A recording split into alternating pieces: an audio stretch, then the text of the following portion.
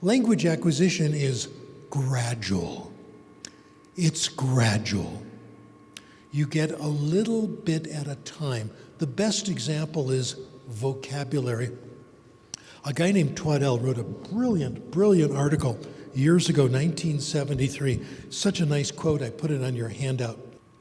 Acquisition of vocabulary is a little bit at a time. We may know a very large number of words with various degrees of vagueness in a twilight zone between the darkness of unfamiliarity and the brightness of complete familiarity. This was confirmed about 15 years ago by brilliant researchers at the University of Illinois.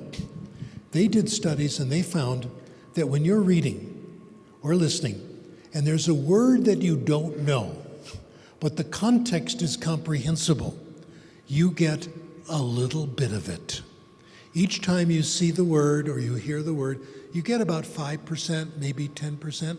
That may not seem like very much, but if you get enough input, that's more than enough. They looked at reading.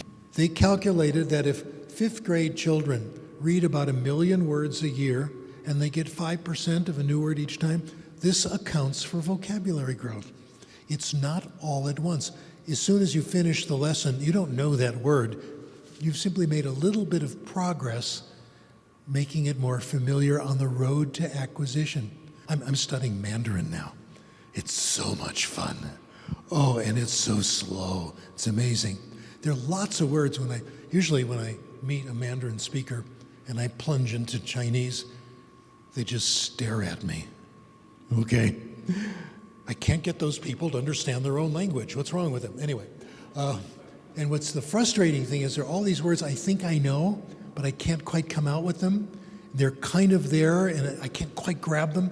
Keep reading and listening. They'll be there. That's the moral behind that. It comes gradually, not all at once.